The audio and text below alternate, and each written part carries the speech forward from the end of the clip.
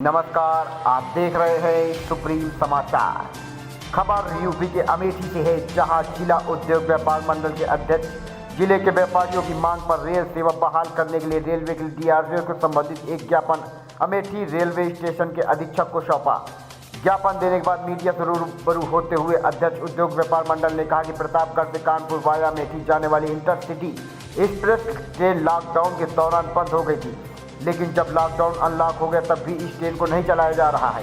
इस ट्रेन में न चलने से प्रतापगढ़ अमेठी रायबरेली तक के व्यापारियों को व्यापार करने के लिए कानपुर मंडी से माल नहीं ला पा रहे हैं। ट्रांसपोर्ट सेवा बस द्वारा माल मंगाने पर भाड़ा अधिक लगने से सामान की कीमत नहीं हो जा रही है, जिससे व्यापारियों में कंपटीशन हो रहा है और व्यापार प्रभावित हो रहा है। इसलिए जिले के व्यापारियों के साथ डीआरएम को संबोधित ज्ञापन देते हुए इंटरसिटी एक्सप्रेस तुरंत चलवाने की मांग की गई है। हरिशंकर जायसवाल, जिला अध्यक्ष उत्तर प्रदेश उद्योग व्यापार प्रतिनिधिमंडल जनपद अमेठी।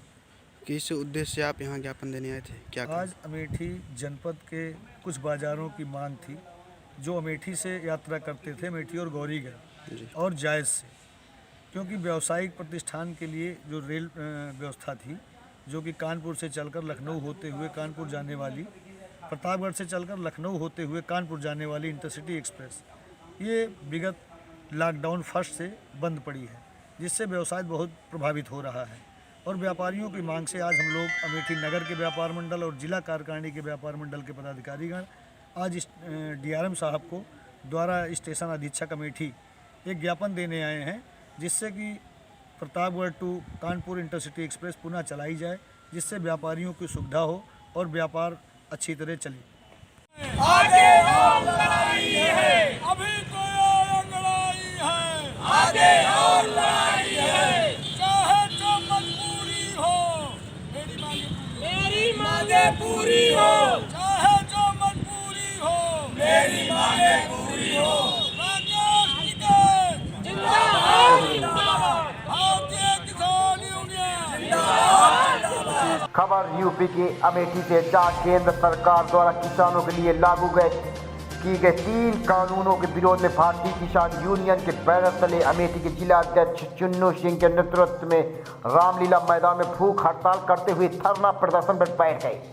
किसानों का कहना है कि इस नए कानून को लागू करने से किसानों की बदहाली शुरू हो गई है।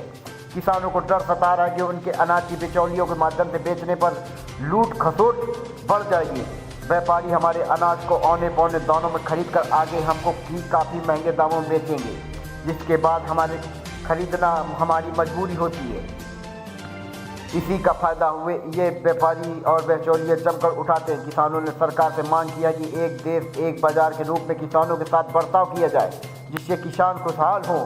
भारतीय किसान यूनियन के जिला अध्यक्ष चुन्नू सिंह ने मीडिया से बातचीत करते हुए कहा कि सरकार से किसानों की मांग किया है एमएसपी की गारंटी सरकार ले, वह तीनों नए कानून को बनाए गए वापस ले। जय जवान जय किसान, जय जवान जय किसान। अभी तो ये अंगड़ाई है, आगे और लड़ाई है, अभी तो ये अंगड़ाई है, आगे और लड़ाई है। किसानों की मांगे पूरी करो, पूरी करो, किसानों की मांगे पूरी करो, पूरी करो, पूरी करो।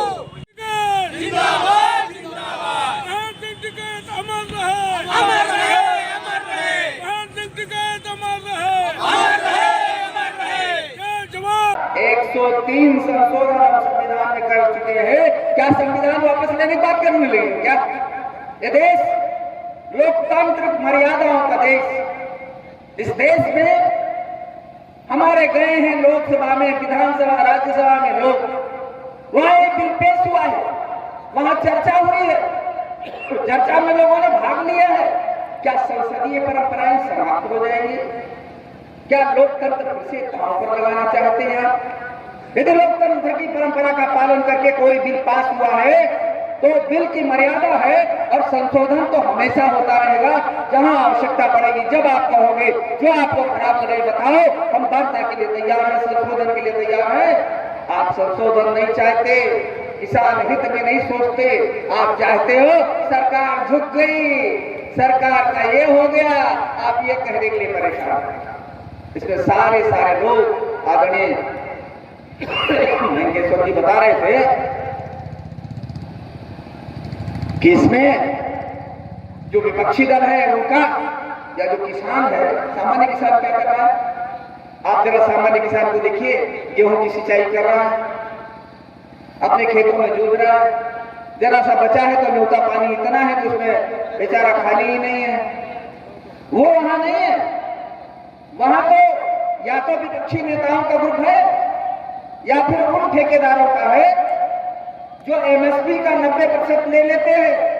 उनको लगता है सरकार एमएसपी का 90% अभी तक जो हम ले लेते हैं ठेकेदारी हमको दे दे, और ये सरकार सामान्य किसान तक सब कुछ देने वाली है, इसलिए इनको खराब लग रहा है, इसलिए धरना प्रदर्शन आंदोलन कर रहे हैं।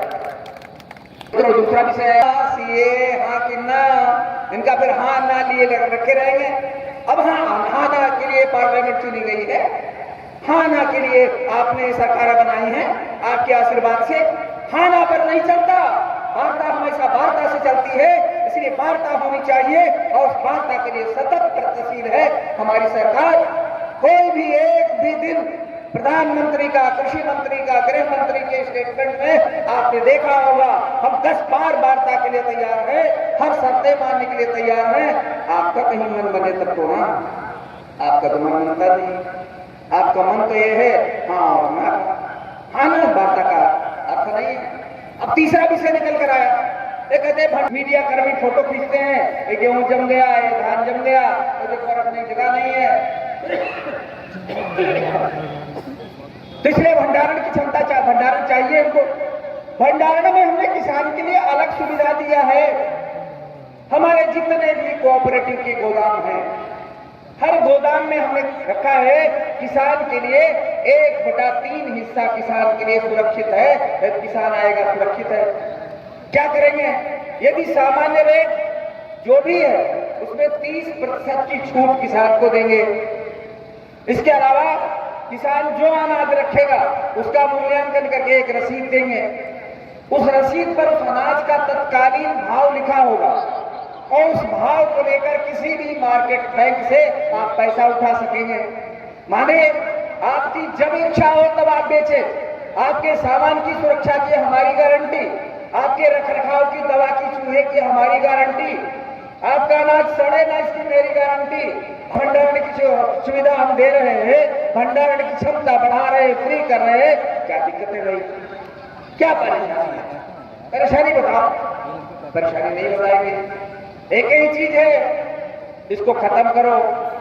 साधु सन्यासी तपस्वी जैसा दिख रहा है, उस तपस्वी के मन में एक ही आकांक्षा है, भारत मैया की पूजा करना। और भारत मैया की पूजा होगी जब 100 करोड़ लोगों के चेहरे पर मुस्कान आएगी, गांव गरीब जब उठेगा इसको लाभ मिलेगा। हम तो किसान गांव गरीब के बल पर ही सरकार में आए हैं। हमारे तो चिंतन में किसान है, हमारी पूजा में सरकार किसान है। हमको इसका भला करना हमारा कर्तव्य है और हम एक 90% किसान इससे भारत माता वो भारत माता है जिसको प्रणाम करना चाहिए और आपके साथ बोल पड़े भारत माता की, इतना प्रयास करना है। धन्यवाद। किसान सम्मेलन में नहीं दिखे किसान। भारत सरकार द्वारा 3 नए कृषि कानून को मंजूरी देने के बाद लगातार इस कृषि कानून का विरोध हो रहा है। शुरू में इन कानूनों का विरोध प्रमुख विपक्षी पार्टियों द्वारा किया गया, लेकिन धीरे धीरे नासूर की तरह यह कानून जन आंदोलन बनता चला जा रहा है। फिर भी सरकार किसी भी एंगल से बैकफुट पर नजर नहीं आ रही है, वह भी अपने मजबूत इरादों के साथ मैदान में हुई है।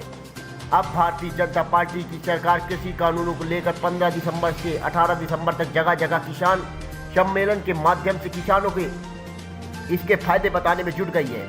इसी क्रम में यूपी के अमेठी में शिव दुलारी महिला डिग्री कॉलेज गुंगुवाच करौंदी में भी किसान सम्मेलन का आयोजन किया गया, जिसमें उत्तर प्रदेश सरकार को सहकारिता मंत्री मुकुट बिहारी वर्मा ने पहुंचकर उपस्थित जनसमूह को संबोधित किया तथा कृषि कानून के फायदे बताए। इस सम्मेलन में आए हुए लोगों को उत्तर प्रदेश सरकार के सुशासन के 3 वर्ष मैं भारत का नया भारत उत्तर प्रदेश नामक पत्रिका बांटी गई, जिसमें पिछले 3 वर्षों में उत्तर प्रदेश सरकार तथा भारत सरकार द्वारा अमेठी जनपद में कराए गए कार्यों की पूरी गाथा मौजूद है। इस सम्मेलन में को देखने वाली बात हो रही है। कि जिसके लिए सम्मेलन किया गया, वह जिसके नाम से यह सम्मेलन था, वह किसान था और इस सम्मेलन में कहीं और भी किसान नजर नहीं आया। इस सम्मेलन में भारतीय जनता पार्टी के पदाधिकारी एवं कार्यकर्ता ही बैठे दिखाई पड़े।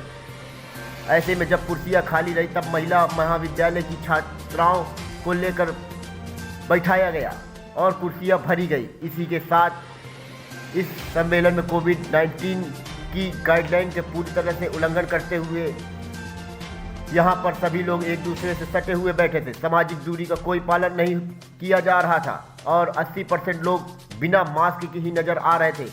मीडिया से बात करते हुए उत्तर प्रदेश सरकार के सहकारिता मंत्री मुकुट नाथ वर्मा ने कहा कि कृषि कानून को लेकर विपक्ष एकजुट है, इसलिए क्योंकि तमाम चुनाव के परिणाम को देखकर वह हताश और निराश हो चुका है। वह सिर्फ इसलिए विरोध कर रहे हैं कि उनको कुछ भी मिल जाए तो मुद्दा बनाया जाए। ऐसे में यदि आज उनसे यह पूछा जाए कि इस किसान बिल में क्या गलत है तो वो गलत बताने को तैयार नहीं, क्योंकि उनको इन कृषि कानून की जानकारी ही नहीं है। यदि उनसे बात करने के लिए कहा जाता है तो वह बात करने को भी तैयार हो नहीं जाते। यह स्थिति उनमें नहीं है। किसान अपने खेत खलिहान में जूझ रहा है, किसान अपने गेहूं में पानी लगा रहा है। वह आंदोलन करने वाले सिर्फ विपक्षी दल है। इसी के साथ वह उनके साथ में कुछ किसान नेता भी शामिल हैं, जिन्होंने यह मान लिया है कि यदि यह हम किसान आंदोलन नहीं करेंगे तो हम जिंदा नहीं रहेंगे। यदि किसान समान रूप से किसान बिल की चर्चा की जाए तो निश्चित रूप से किसान बिल किसानों के हित में है। इस बिल में कुछ भी ऐसा नहीं है जो किसान के विरोध में हो, विपरीत हो, प्रतिकूल हो। यदि ऐसा कुछ हो तो बताना चाहिए। ये लोग चाहते हैं कि बिल वापस कर दो। संशोधन तो संविधान में भी हुआ है, इसलिए संशोधन तो हो ही सकता है। यह बिल 3 बिंदुओं पर केंद्रित है। इसमें एक देश और एक व्यापार हो गया है। अब हमें अलग अलग मंडियों में टैक्स नहीं देना पड़ेगा। इसमें किसान का क्या नुकसान है? किसान किसी भी मंडी में बाध्य नहीं है बेचने के लिए। उसको जहाँ भी पैसे मिलेंगे वह बेचेगा।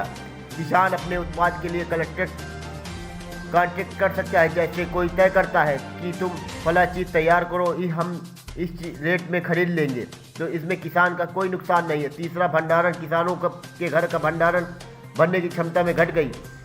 बाहर बड़े बड़े भंडारण बन रहे हैं। ऐसे में किसान पर अपना भंडारण करे, जब उसको आवश्यकता हो तब बेचे, तथा इसमें किसानों की क्षमता बढ़ाई गई है। भंडारण, कॉन्ट्रैक्ट फार्मिंग और मंडी, इन तीनों विषय में कुछ बताएं तो उसका संशोधन करके ठीक किया जा सकता है। इसके लिए हम बात करने को तैयार हैं। बाकी यदि कोई कहे बिल वापस ले लिया जाए तो बिल वापस नहीं होगा। किसान सम्मेलन के माध्यम से हम किसान को वास्तविकता से रूबरू कराना चाहते हैं कि किसान बिल क्या है, वास्तव में किसान का हितैषी कौन है। किसानों के हित की जितनी चिंता बीजेपी सरकार ने की उतनी चिंता कभी किसी ने नहीं की। हम केवल किसान सम्मान निधि की बात नहीं करते, हम केवल खाद बीज आदि की बात नहीं करते, लेकिन जो उत्पाद मार्केट में वह लगातार बढ़ रही है। एमएसपी बढ़ रहा है। कभी एमएसपी सिर्फ धान गेहूं का हुआ करता था, आज धान गेहूं के साथ जौ, चना, मटर, मूंगफली, मसूर इत्यादि सबकी एसएसपी निर्धारित की जा रही तथा किसान प्रतिवर्ष बढ़ती ही जा रही है। इसलिए हम किसान के प्रत्येक उत्पाद को खरीदने के लिए तैयार हैं। हम किसान को 3 दृष्टि में देखते हैं। सबसे पहली बात, जो कि शाम को यह सुविधाएं दी जाए जिससे उसकी खेती करने में कठिनाई न हो। दूसरी बात यह कि खाद, बीज, पानी तथा बिजली की उपलब्धता कम पूरी कर रहे। और तीसरा यह कि उत्पाद को भी तैयार करें, उसको हम मार्केट में उचित रेट दें। तथा अंत में यह है कि किसी भी दैवीय आपदा में हम किसानों की मदद करें।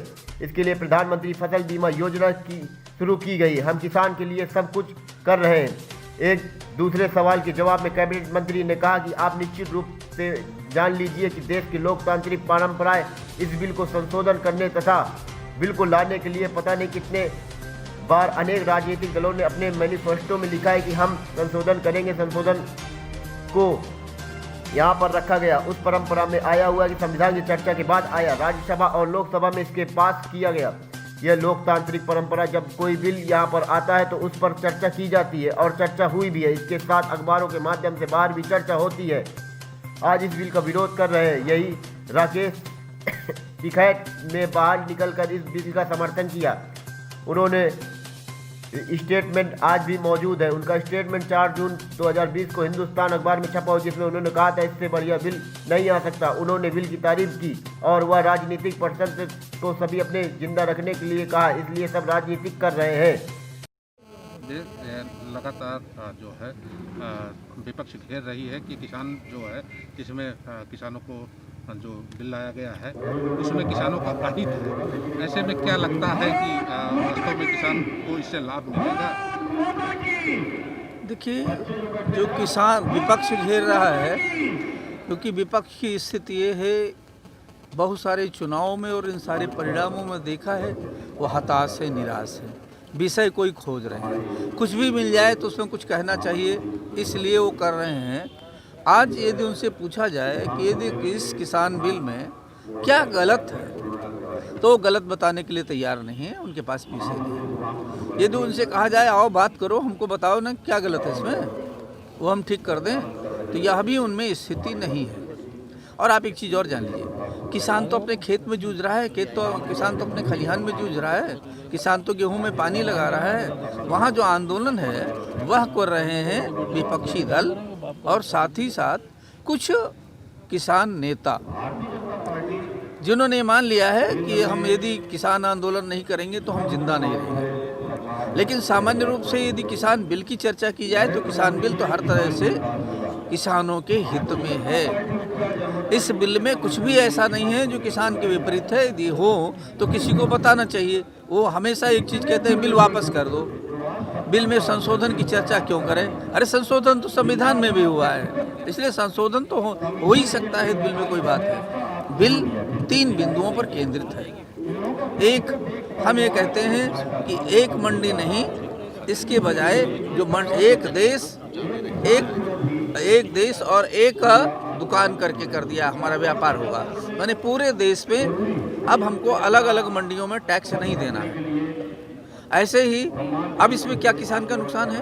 अब किसान बाध्य नहीं है एक मंडी में बेचने के लिए, जहां उसको मार्केट मिले वहां हो जाए बेचे, इसलिए वह भी किसी भी प्रकार से किसान के विरोध में नहीं है। ऐसे ही अपने उत्पाद को जैसे कहीं बेच सकता, ऐसे अपने उत्पाद के लिए वो कॉन्ट्रैक्ट कर सकता है। यदि कोई उससे तय करता है कि तुम फला चीज़ तैयार करो और इस तरह की चीज़ तैयार करोगे तो हम इस रेट में खरीद लेंगे, तो इसमें भी किसान का कोई नुकसान नहीं है। और तीसरा, भंडारण क्या है कि हम अब किसानों के यहाँ भंडारण की घर की क्षमताएं घट गई। बड़े बड़े भंडारण बाहर बन रहे हैं, उन भंडारण में जब आवश्यकता हो तब बेचे, जब चाहे तब तक रखा रहे, भंडारण की क्षमता बढ़ाइए। केवल 3 विषय हैं और इन तीनों विषयों में, चाहे भंडारण है, चाहे कॉन्ट्रैक्ट फार्मिंग है, चाहे मंडी है, इसमें कुछ बताएं तो संशोधन किया जा सकता है, ठीक किया जा सकता है। हम वार्ता के लिए तैयार हैं। बाकी यदि कोई कहे बिल वापस ले लिए तो बिल तो वापस नहीं होना है। ये किसान सम्मेलन जो किया जा रहा है, इससे किसान को क्या लगता है कि ये किसान आंदोलन टूट जाएगा? नहीं, बिल्कुल नहीं। इससे हमारा विषय नहीं कि किसान आंदोलन टूट जाए, हमारा विषय नहीं है। हम आंदोलन तोड़ने नहीं जा रहे। हम तो केवल ये करने चाहते हैं कि किसान को ये बताना चाहते हैं वास्तव में किसान बिल है क्या, वास्तव में किसान का हितैषी है कौन।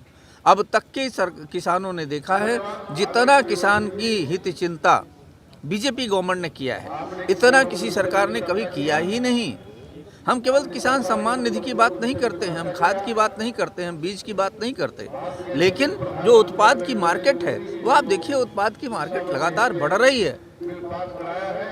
एमएसपी बढ़ रहा है। कभी एमएसपी केवल धान गेहूं का होता था, आज धान गेहूं, जौ, चना, मूंगफली, मसूर सबकी एमएसपी हो रही है और सवाया डोड़ा हो रही है। तो इसलिए हम किसान के प्रत्येक उत्पाद को खरीदने के लिए तैयार हैं। हम तो किसान को केवल 3 दृष्टि से देखते हैं। एक, उसको वो सुविधाएं दी जाएं ताकि उसको खेती करने में कठिनाई ना हो, तो उसके लिए खाद, बीज, पानी है, बिजली की उपलब्धता हम पूरी कर रहे हैं। दूसरा ये है कि यदि वो उत्पाद तैयार करे तो उसके उत्पाद को मार्केट मिले, वो हम सारा काम कर रहे हैं, उत्पाद को मार्केट दे रहे हैं। और तीसरा, यदि कोई दैवीय आपदा हो जाए तो हम उसको उसमें हेल्प करें, और इसलिए प्रधानमंत्री फसल बीमा योजना, ये सारी योजनाएं हैं। हम तो किसान के लिए ही सब कर रहे हैं। ये पहले वार्ता करके तब बिल्कुल आना चाहिए था। आप निश्चित रूप से जान लीजिए, इस देश में एक लोकतांत्रिक परंपराएं हैं। इस बिल के संशोधन करने के लिए, बिल लाने के लिए पता नहीं कितने बार कितने अनेक राजनीतिक दलों ने अपने मैनिफेस्टो में लिखा है कि हम संशोधन करेंगे।